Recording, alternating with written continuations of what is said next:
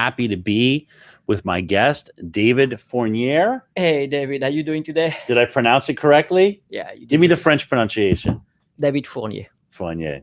Nice to see you. Pleasure. We're gonna nerd out a little bit on Coral Gables politics. Let's do it. It's the hottest. I think some of the most fundamental issues that are happening in public participation, in the changing of the Gables, of all the cities right now. And I feel like there's a little bit of a feeling like this is our last stand in South Florida, that the Gables is the last reflection of a certain time in Florida, a certain way of doing business, a certain way of life. And many in the Gables, I'm perceiving, are feeling like that's under threat. Correct. Do you share that concern? Completely. I do share this issue. I live in Miami since 1993. Live in Coconut Grove, live in Coral Gables. And Coral Gables it's a special place, you know. And this week, the city was elected the best 32nd best city to live in the U.S. In the whole United In States. the whole United States. 32nd. So it means that the livelihood, as of now, is good. But I have a feeling that we are going in a direction that is wrong. And we have to correct it. I'm going to bring it down. You live in a special neighborhood Yes. of the Gables called the craft section. Exactly. And describe where the craft section is for people who don't know. Well, the craft section the craft section is big. So I live in the southeast side of the craft. You know, Southeast side, yep. between Ponce and Red Road. All our streets on the right side of Ponce, they are dead hand. So the traffic, we didn't have much traffic the past few years. Now we can see the traffic increase, but we can talk about that. And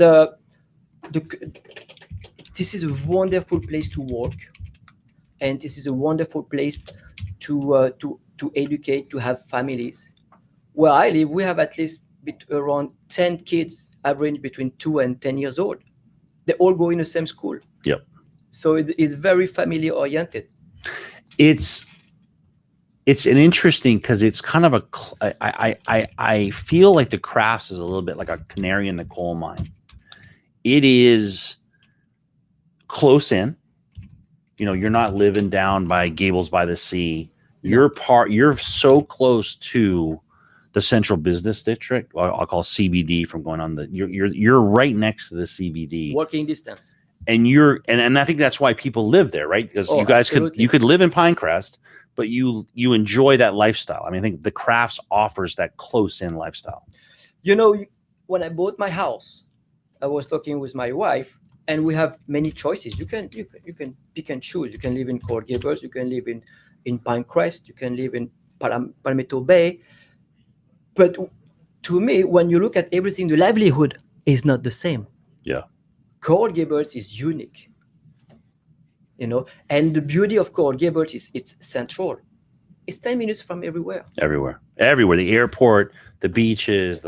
So tell me this. So I want to kind of drill down into the crafts itself, because I think as a microcosm of everything that's going on, we've kind of talked about, you know, generically, like I can't tell you how many times I've tweeted out on social media a decision that I disagree with the city. It could be from the Wawa, it can be from historic houses, but it's like, if you wonder why Coral Gables is starting to look like West Kendall, yes, this is the kind of decision. And I have to be careful saying that, because it's like, there's nothing wrong with West Kendall. It's just West Kendall's West Kendall. This is the Gables. Why are we making it look like that? Exactly. And you have also, one thing that you have to understand is, when you travel in the world, people ask you one question: where do you live? I live in Miami. And then the second question is, where do you live in Miami? Yeah, where in Miami? I live in Coral Gables. Yeah. Everybody knows Coral Gables. Yep. Coral Gables is like is the Polanco of Mexico City. Yep. That's what it is. That's a good way to put it. Exactly. It's the Polanco of Mexico City. That's right. And right now, the direction that the city is taken, it is not the right direction to me. So tell me, what are the stresses on your neighborhood right now? Let's break it out. Well, I'm not talking about projects though. So we have Miracle Mile, which we're going to talk about. There's a certain upzoning that's going to happen that they're a part of the craft section. Correct. The west side. On the west side. Yes.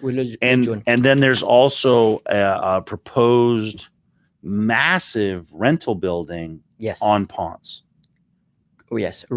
On Ponce, in the corner of Ponce and University. So let's start with that. That's a unique little neighborhood. It has a lot of cars going in crazy directions, kind of cross streets. Yes. Tell me about that project, the genesis of it. How did the neighborhood hear about that project? Well, regarding this, what we call, and it changed a few times already, the Ponce Park Tower, and now it's Ponce Residence. Basically, it's going to be a 17th floor building. Well, 16 because the 17 is going to be a rooftop, and 171 unit rental. So having 171 apartment rental is going to bring a lot of unnecessary traffic. We already have a huge traffic due to, and on the top of that, don't forget that we have this big agave project. Right. Okay. Plaza. What do you call it? Agave? Plaza. Agave Plaza, Yeah. which now I don't remember exactly. I forgot the name. But Yeah. This, they don't know. Nobody knows how you're going to increase, because it's going to increase the traffic on Ponce. And when you mean increasing, you mean traffic is going to, the speed is going to be horrendous. From our street where we live, sometimes you have to flip the coin, because you cannot see the traffic coming in, because you have all the car parking on the side on the Ponce, and you have no visibility. Many times we did ask to have a mirror, and it's like a ping pong. Oh, this is not us. This is the city of Miami County, exactly. the DOT. DOT, exactly. So it's like you go right, you go left, and this is the first issue. Many accidents are on this little street. But when you take San Sebastian, Romano, Sarto, Camilo, Aledo, try to exit around from 9 a.m. to 5 p.m. Try. You will see. Sometimes you cannot see it. There is no visibility. And what's interesting about this is, of course, I've personally seen the traffic report, and the traffic report, doesn't take into account any of this, right? It's like, when you do a traffic report, October 16, during COVID time, in the middle of a pandemic, of course, they're very intelligent to do it. It's interesting. So tell me, with respect to this project, how do you put it into the overall context of what's happening? There is a perception within the city of, let me give the example. So last night you were on the conference call about the Miracle Mile. Yes. They call it the update, the code update. Yes. So I actually typed in a question that they wouldn't ask. And I did I did it a couple of times, but my question was this: at all these supposed public meetings, has there been a single resident who has spoken in support of these changes? I know the answer. The answer is no, and they won't ask that question. And so it's almost jarring. This is what I do for a living, and I've done it for 30 years, and it's almost jarring that you don't have any community support. Like the government is doing something that doesn't seem to be anybody in the community wants to change. That goes for Miracle Mile. That goes for, let's call it the what do they call them? The Ponce Tower. Yeah, that's the Ponce Tower.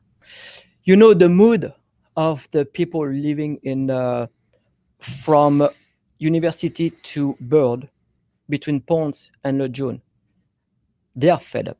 And I know for a fact, because I do some canvassing, and the people they are like, "Oh my God, another one!" And they they really are fed up of the city right now. They are, it's like they need to have somebody who come to help them to stop this craziness. It's interesting you say that, because I think one of the problems that I have, that I see in municipal government so often, is like we can reasonable minds can differ on what should happen on Miracle Mile. I understand the concern when you listen to the professor last night saying, the consultant saying, well, we need to get residential on the mile. We need to do this stuff. Whether you agree with that or not, it is a viewpoint, right? It's not ridiculous. Her idea isn't ridiculous. The idea of building, it's a 17-story, right? Yes. Rental tower. And rental. It's jarring. It seems out of place, but you can understand someone proposing it. So reasonable minds can disagree on what the future of the Gables should look like, but it seems like we should be able to agree on what that process should look like. And so last night's meeting, you just heard frustration after frustration saying, like, these public meetings, no one was there, the public wasn't aware, and the government you saw last night was just like, guys, we had the meetings, like, this is happening. And the mayor was nobody was on sitting. Yeah. In a city. Oh no, they weren't going to take the heat. No, they were not going to say anything. No. Yeah. They were all on the mobile in their car or in the home. Yeah. That's the problem. It was interesting.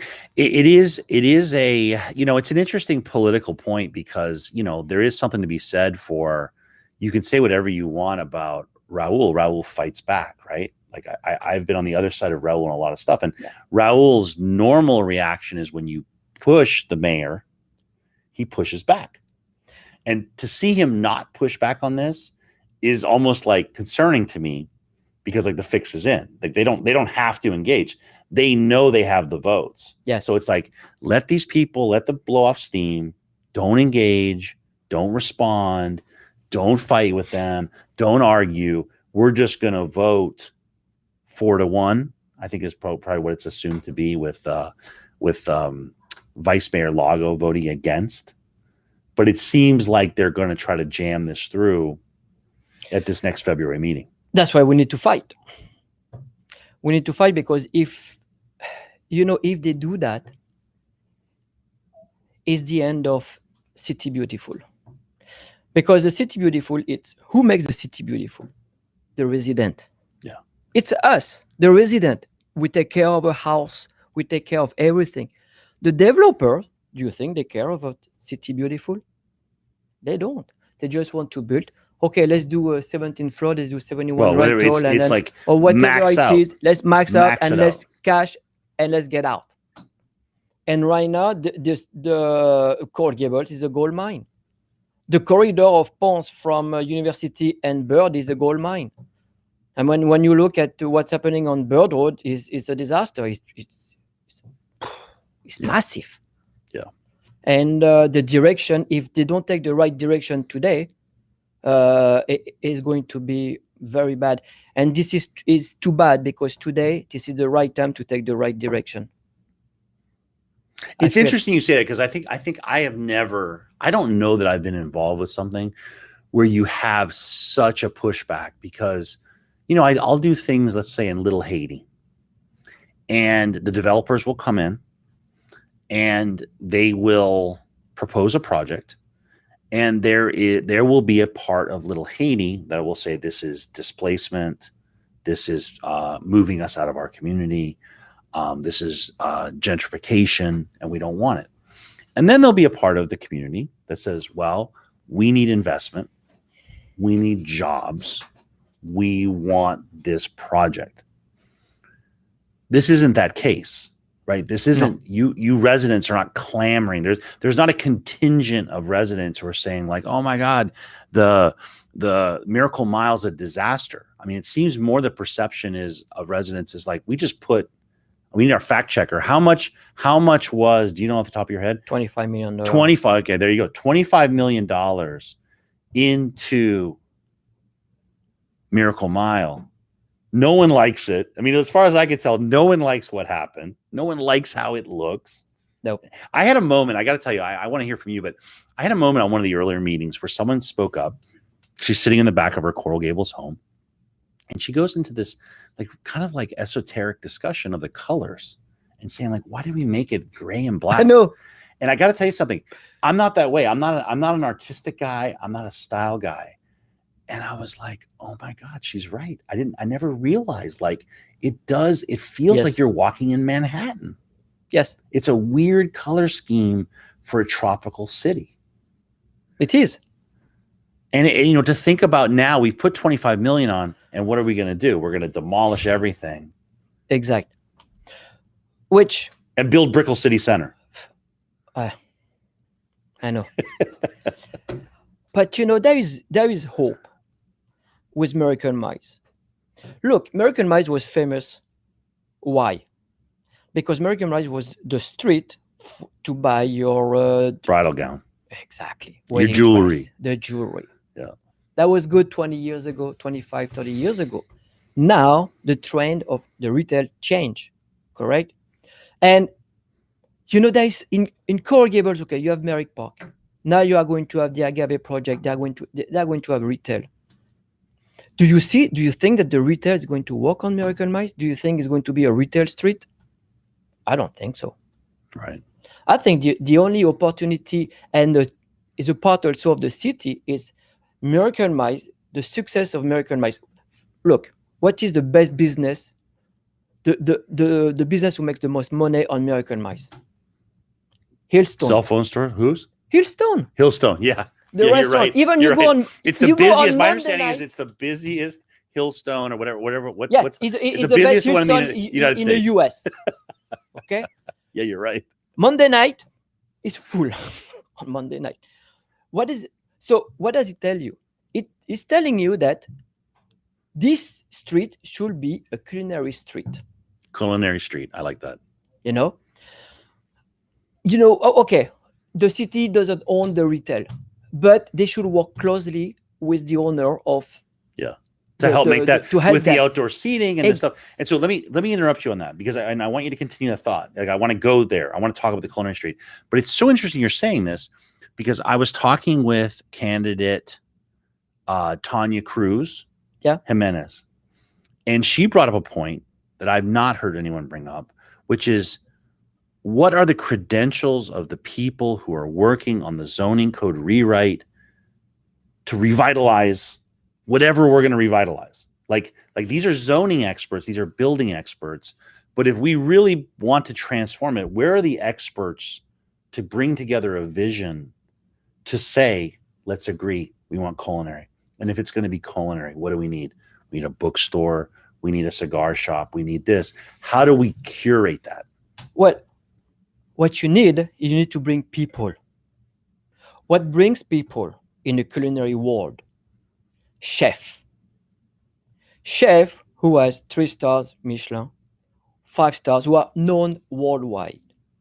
So you take 3 chefs from France, 3 from Spain, Italy, then suddenly people from Pinecrest, South Miami, even Miami Beach, North Miami Beach, they will come because suddenly you are going to have, let's say, 5, 6 excellent restaurants, because you are going to have 5 chefs with worldwide renommee who are going to come and cook, and people are, and Miami is a lifestyle. We love to eat. Let's do that. Let's have the okay. You're in, oh yeah, but where are they going to go? So let's help the owner of stores. Say, with the city should say, listen, we are not going to hit you with taxes, but we need to help us bring people from overseas to do that. And one thing I would say is to the listeners, it's interesting to hear you say this because I personally agree with you. Like I personally, when I see it, when I think about Coral Gables, what I do, what I make use of Coral Gables is to eat, right? And it's very interesting, and to go out at night. And I think about, here's Miracle Miles sick. Is Giralda sick?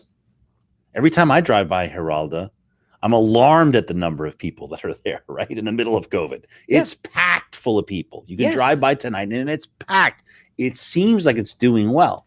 So I don't disagree with your thing, but I would point out whether David Fournier is right or wrong.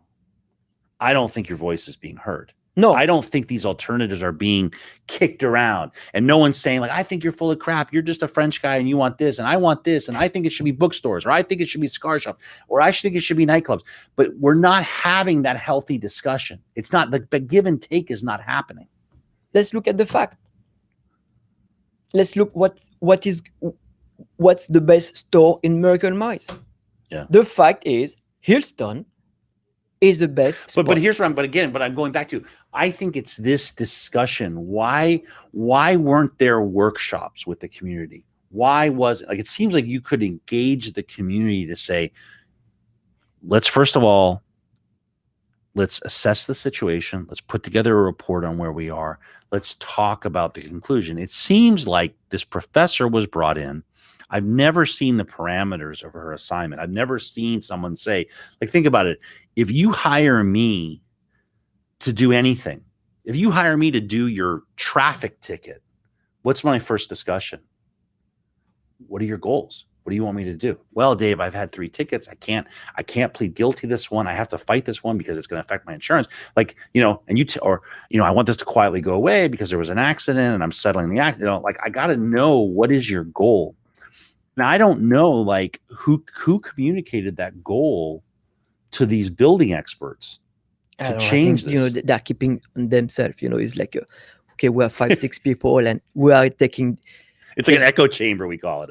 It's like a dictator. I don't know what it is. And I would say to you, it's like, I don't know how you'd say this in French, but it's that idea of, like, they always say, like, if you're a hammer, everything's a nail.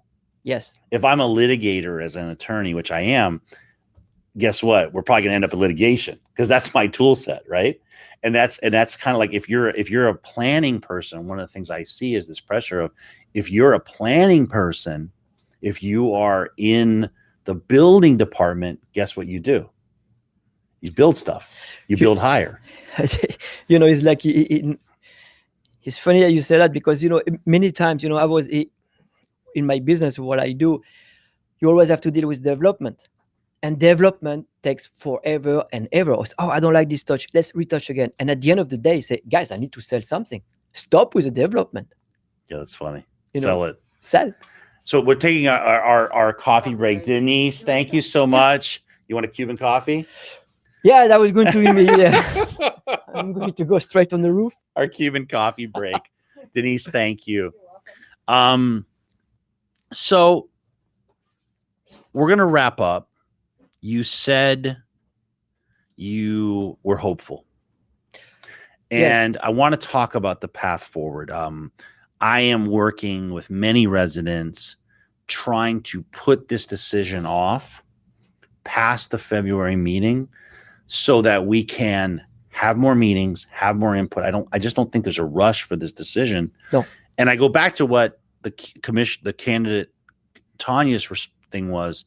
We have to first envision a post-COVID world. Like, what's this going to look like? You have to deal with it. Like, for an example of your culinary thing, the thing about your culinary thing is, okay, if we agree it's culinary, we have to agree, what does it look like? Like, how soon are people going to be willing to go and get inside a little tiny restaurant? I have a feeling you need to do something to make it outdoor dining. And those are the kind of things that that's the kind of discussions we should be having that, in my opinion, are not happening right now. Well, with your $25 million upgrade on Miracle Mice, the good news is you have enough. The sidewalk are wide enough. Full of gray and black tiles. Gray, and then you can make a beautiful terrace outside. I agree. I mean, I love it. I love your idea. As far as the Ponce Tower. Yes, it's the wrong direction, but it's the wrong. No, I tell you what is a good direction, because I tell you what the needs are. When I say the good direction, it's because it's the needs, what we don't have. And this morning, it's funny because this morning I was talking to one of my friend, and he was living in Fort Lauderdale, and he moved to Miami. And every time I said to people that are overseas wants to come to Miami, tell, come to live in Coral Gables. The livelihood is phenomenal. And the guy, he said, "Oh, where you live now?" I said, "Oh, I moved to 1000 Biscayne." I said, "You moved to 1000 Biscayne? Are you crazy? With the traffic, and then as soon as you have a basketball, you cannot enter." He said, "Listen, what I don't want to buy a house. I just want to buy a condo, but he has a lot of money, of course. So they want to buy a condo with a concierge, Yep. with a sauna inside, with a pool inside, with a 5 stars condo. Yep. Do we have that in Coral Gables? No. We don't. Right. We don't have, and we are missing this maybe 5% of the people who will come to Coral Gables. Yeah. But and few times people tell me, my friends tell me, "No, I cannot move to Coral Gables because you don't have one condo where it's 5 stars." Yeah, I got you. I think you have one on Valencia, and it will be the first one. It's going to be a 5 stars, and it's a boutique. That's what you need. You need a boutique. You don't need 107. You don't need a rental. You don't need a 17-story rental. No, you don't need 17. It is interesting.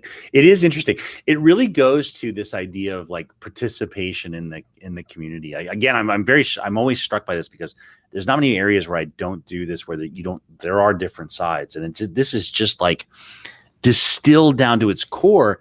It's really developers and politicians against and city staff against residents. The problem is developers are dictating their law to the city. It should be the opposite. The resident should dictate what we need. Well, that's where I'd like to wrap up. We're going to have to wrap up, but I'd like to wrap up on this.